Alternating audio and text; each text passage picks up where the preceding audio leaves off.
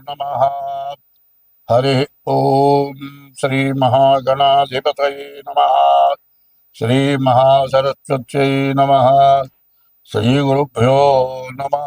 हरि ओम रामगुणाभिराम रघुराम पराक्रम भीम जानकी राम प्रपन्न राम बुधरंजित नाम सुधाम राम श्रीराम दुरंत दुर्भर विराम निष्कामयटंसु भक्ति मनसा गुरुपादमुलाश्रयं तुमा मुदमुन पारिजात तरुमूलमुనందు అతి సూక్ష్మరూపుడై హృది రఘువీరునామమును ఎప్పుడు చెప్పెను చుచు రామ భక్తులం బదలక బ్రోచుచుండు ఘనువాయుతనూజుని తీసిరాజు నీయదను దళమూర్చి భక్తి కుమతి గురుపాదములాశ్రయం పుమా. ఇప్పుడు 2025వ సంవత్సరం మార్చి 30వ తారీఖు లోపల నుంచే పరిస్థితులన్నీ మారిపోయినాయి. మరి యుద్ధాలు, కుట్రలు, కుతంత్రాలు, కుటుంబంలో కలహాలు, భార్యాభర్తల కలహాలు, తండ్రి బిడ్డల కలహాలు, మరి చేసే ఉద్యోగం చోట కలహాలు, దేశ విదేశాల్లో యుద్ధాలు, ఇట్లా రకరకాలుగా వస్తూ ఉన్నాయి. ఇట్లా ఉంటే ఎవరికి వాళ్ళు ఏమనుకుంటున్నారు, నా జాతకం బాగలేదు, నాకు ఎప్పుడు ఈ బాధలు పోతాయి, నా జాతకం ఏమిటి అని ప్రతి వాళ్ళు కూడా జాతకాలు అడుగుతున్నారు, చెబుతున్నాం. ఎన్ని చెప్పినా బాధలు పెరుగుతున్నాయి. ఈ బాధలు ఎందుకు వస్తున్నాయి, ఎట్లా వస్తున్నాయి అనేది నేను ముందుగానే జనవరి నెలలో చెప్పాను. ముందు చాలా ఘోరాతి ఘోరాలు రాబోతున్నాయి. షడ్గ్రహ కూటమి రాబోతోంది. దీనివల్ల చాలా సమస్యలు వస్తాయి. ఈ సంవత్సరం పాపగ్రహాల యొక్క అధికారం ఎక్కువగా ఉన్నది. అందరూ ఇబ్బందులు పడతారు, జాగ్రత్త పడండి అని నేను ముందుగా చెబితే, మాస ఫలాలు చెప్పమంటే ఎందుకయ్యా ఇదంతా చెబుతావు, మాకు అవసరమైంది చెప్పు, ఇవన్నీ ఎవరికి కావాలి అని కొంతమంది నాకు ఫోన్ చేశారు. ఇప్పుడు నేను చెప్పేది ఏమిటంటే, మంచి అనేది చెబుతాం కానీ చెడు అనేది మాత్రం చెప్పం. చెడు ఉంటే దాన్ని పోగొట్టుకునే మార్గం చెబుతాం కానీ చెడు వచ్చే మార్గం చెప్పాం. దాన్ని వికటంగా కొంతమంది మాట్లాడారు. సరే, నాకు అనవసరం లేని పంచాంగంలో ఎవరి రాసులు ఎట్లా ఉన్నాయి ఇవి చెప్పాను. ఎన్ని చేసినా, జాతకాలు చూసినా, జాతకాల్లో దానికి తగినటువంటి దోషాల కోసం పూజలు చేసినా కష్టాలు మాత్రం పడట్లేదు. ఇది ఎందుకు కష్టాలు వస్తున్నాయి అంటే, ఒక్క ఉదాహరణ చెబుతా. మనకు వచ్చేది నెలకు ఒక 50,000 వస్తుంది అనుకోండి. ఒక నెలలో 2 లక్షల రూపాయలు అప్పు తెచ్చి ఖర్చు పెట్టాం. అప్పుడు ఈ 2 లక్షల రూపాయలు కొన్ని నెలలు తీరిస్తే కానీ సంవత్సరాలకు కూడా తీరుస్తామో లేదో అర్థం కాదు. అట్లా ఇబ్బంది పడటం సహజమేగా. అదేవిధంగా విదేశాల్లో యుద్ధాలు వచ్చినాయి. ఆ యుద్ధాలు వచ్చినప్పుడు ఏమైంది, విపరీతమైన ఖర్చు వచ్చింది. అన్ని దేశాలు సహకారం చేసినాయి. అందువల్ల ప్రతి వస్తువు మీద విపరీతమైన రేట్లు పెరిగినాయి. ఈ రేట్లు పెరిగితే అందరికీ అది అవసరం, ఇబ్బంది అయింది. ఇప్పుడు గ్యాస్ పెరుగుతోంది, అట్లాగే పెట్రోల్ పెరుగుతోంది, డీజిల్ పెరుగుతోంది, మరి కరెంటు బండ్లు వచ్చినాయి, కరెంటు కూడా పెరుగుతోంది.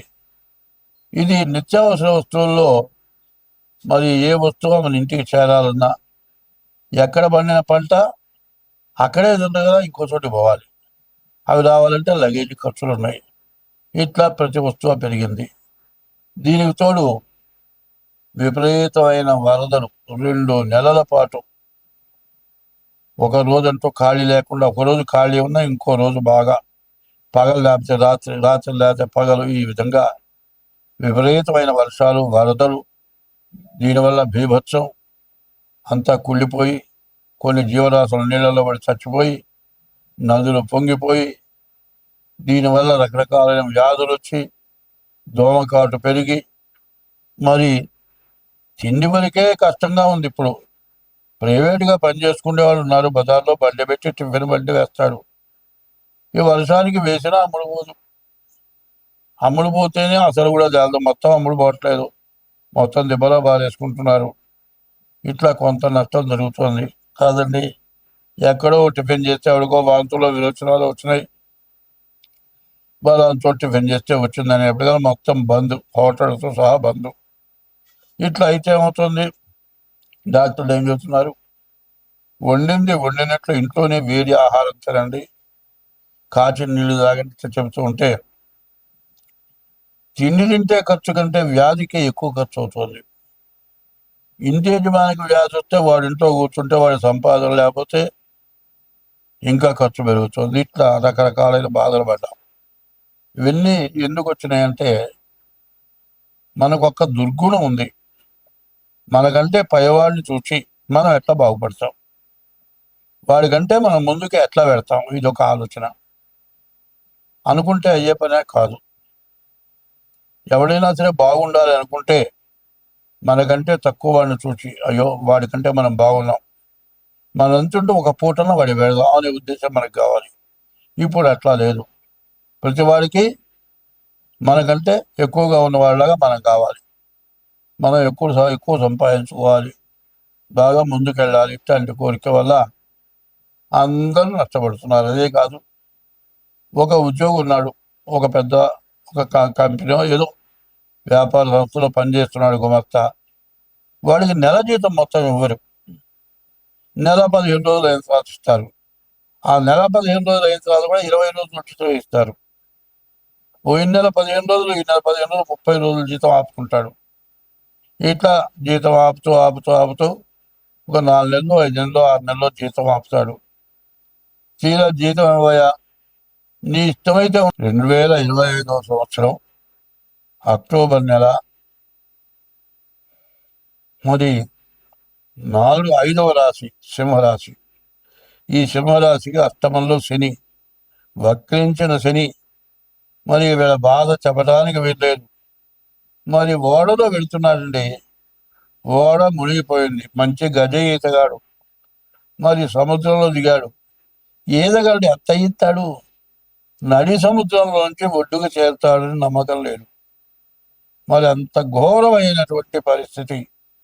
గురువు వచ్చేమో కర్కాటకంలో ద్వాదశంలో గురువు వేధిస్తున్నాడు, ఇటేమో శని అష్టమంలో వేధిస్తున్నాడు.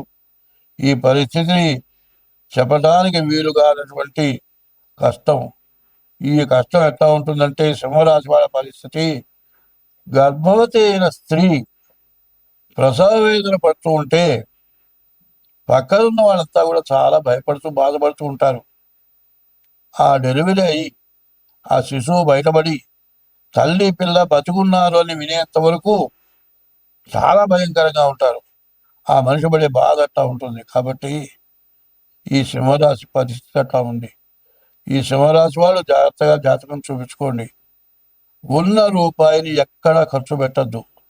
గంజి తాగినా పర్వాలేదు కానీ ఉన్న డబ్బులు ఖర్చు పెట్టద్దు. జాగ్రత్తగా ఉండండి. ఈ సింహరాశి పరిస్థితి పూర్తిగా బాగాలేదు. ఇష్టదైవాన్ని పూజించడం చాలా అవసరం. కష్టం ఎంత కష్టం వచ్చినా కూడా జాగ్రత్తగా బతకడం అవసరం. స్వస్తి.